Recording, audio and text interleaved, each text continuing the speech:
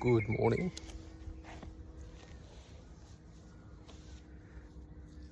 I was halfway through writing an email to you, for me, but to you.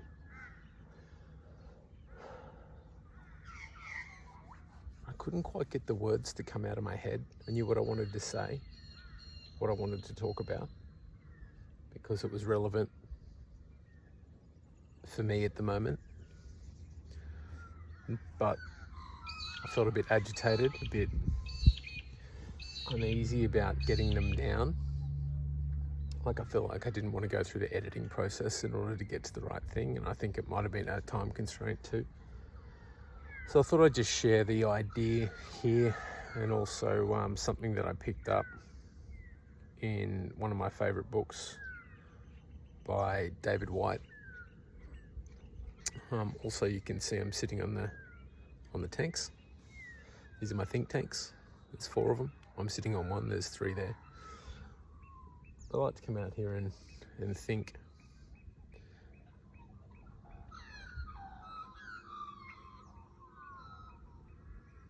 Because there's a nice view.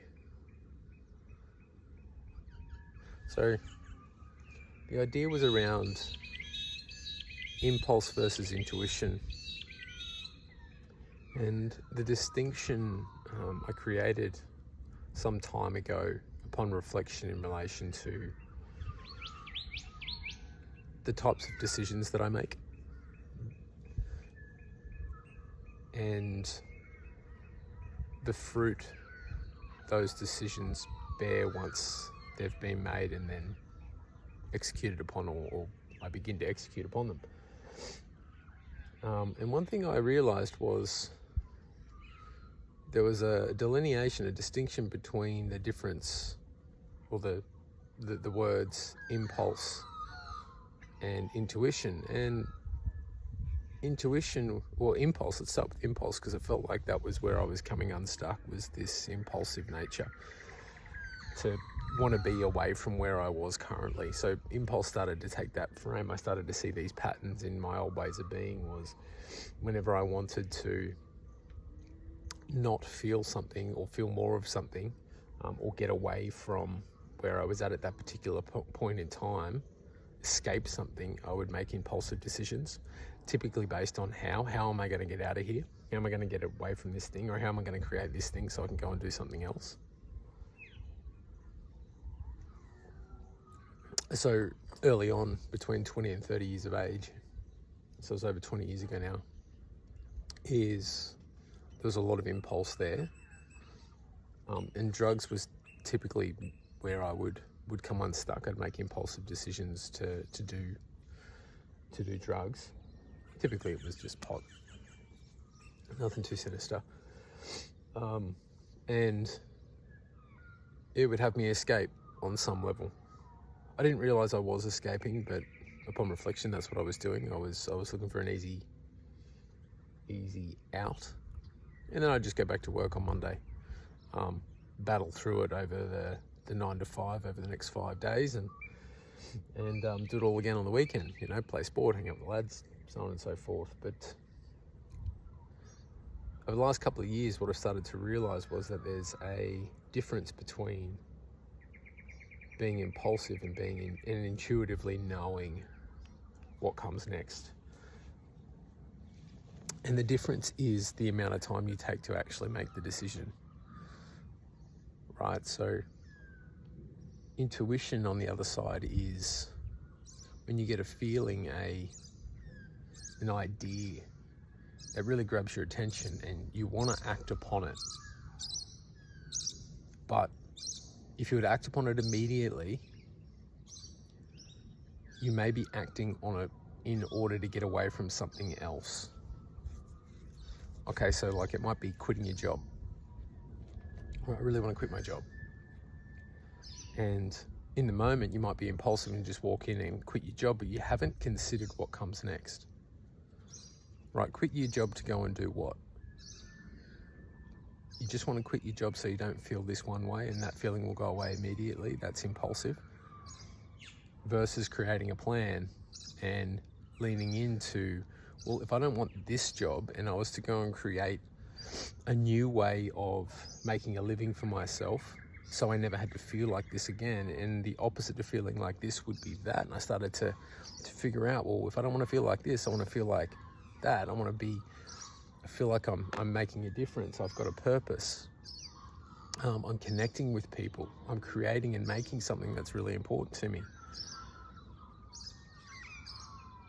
Then that's going to take time to actually unpack and go through. And that's where you really lean into intuition and you find what is going to make the most sense for you. It's not going to come without trial and error. You're not going to nail it. But to just walk in and quit your job because you don't feel something about that particular job can be potentially impulsive. And even though that job might not be the right place for you to be right now, coming to terms with the idea that letting go of needing to leave your job in order to be able to create this new version of yourself, there's a freedom in that, because you start to realize that you can make and create from where you're at right now. And you can slowly start to test these ideas and theories which take you in a new direction until you slowly start to tip the scales in your favor of this new thing then naturally starting to occur. Another distinction between force and flow comes to mind, which is very closely affiliated with this one, right? You're forcing an outcome versus flowing with what's coming your way.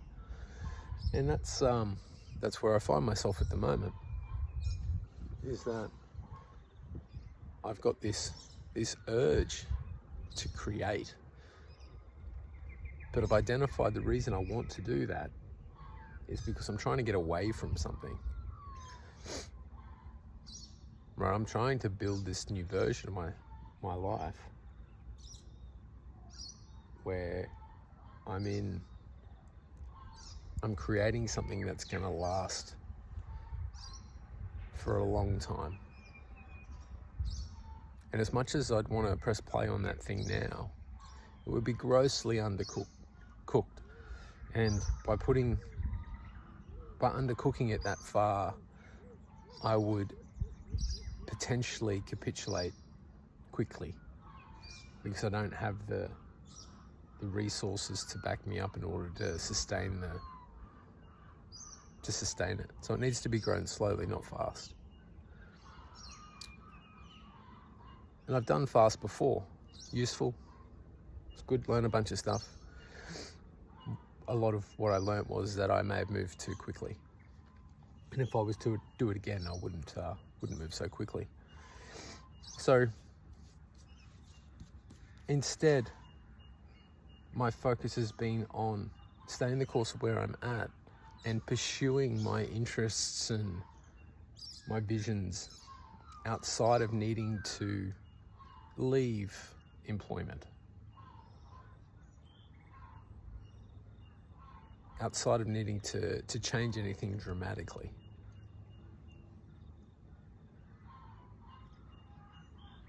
So the first part of this year, from what I can see so far, because that's kind of as far as I've got things booked in my calendar up until middle of June, is that it's very much a deep learning period and finding out, challenging myself in areas which I haven't been before, right? So it's just breaking new ground, but learning to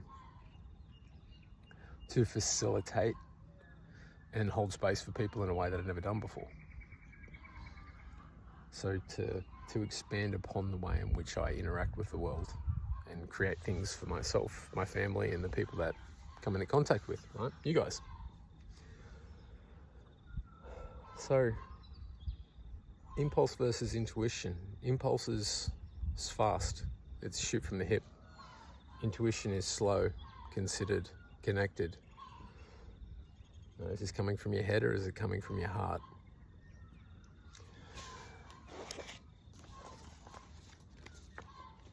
This one comes from David White, Crossing the Unknown Sea, work as a pilgrimage of identity. And this part of the book is called Shaping the Self, and this is what I read this morning. So I marked my pages up. I read this book ages ago, but I've got, like, I don't know if you can see the pink. Hang on, there you go. There's all the pink. Different things that I've highlighted throughout the book, and this is just one of them that I opened up to, which I have now lost.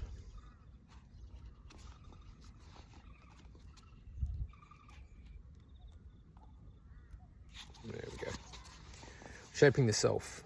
In a sense, each morning is a time to get to know that strange thing we call a self again.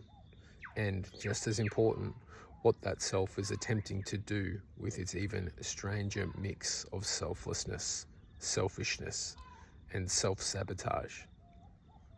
We shape our work, and then, not surprisingly, we are shaped again by the work we have done.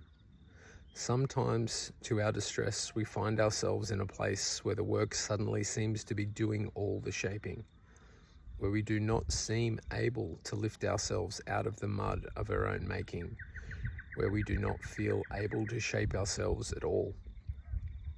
At this point, no strategy will free us from our imprisonment. No new organizer will organize us into something new. We need time and a renewed sense of the breadth and depth of time in which to do the reimagining that is the essence of self-shaping. It is the reimagining of ourselves in our private time that allows us to then reshape ourselves in conversation with the world.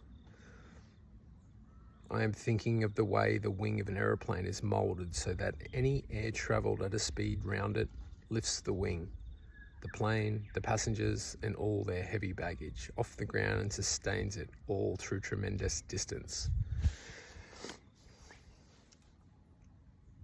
So at this point, no strategy will free us. It is the reimagining of ourselves in our private time that allows us to then reshape ourselves in conversation with the world. And I believe that's what he's talking about in relation to impulse versus intuition, is that no amount of organizing or an organizer coming into your life in order to reshape it is going to be able to do the work that you need to do in order to get to this place that you know is out there for you. It happens in your quiet time. It happens in your reflection, your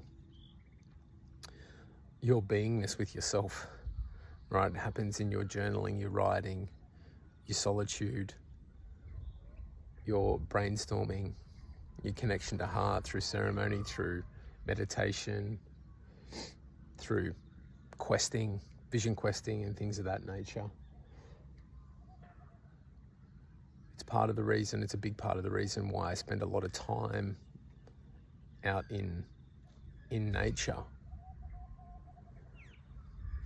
Each time, quite a few times throughout the year, 4, 6, 8 sessions a year, I'll go out specifically just for that. Not a long time, sometimes it's just a day. Other times it's 2 days and up to 10. Just depends on what's necessary and what's needed, and I'm playing around with these ideas. And these are slowly starting to shape and move exactly the pieces around the board and to which I want to bring into the world. So these are things that I'm working on myself. So it's the same thing with you. It's just like, what do you want to create and make? What do you want to build? What is your impulse asking you to do, and where can you kind of pump the brakes? And maybe instead of creating that, you start to write into it. It's like, why do I want this thing? Why is it important? What am I trying to escape from? If I was to escape from it, what would I want to create instead? How would I want to feel? Who would I need to become? If I had all the things that I wanted, who would I be being? What type of person would I need to be to create that? What conversations would I need to have? What's one thing I can do today?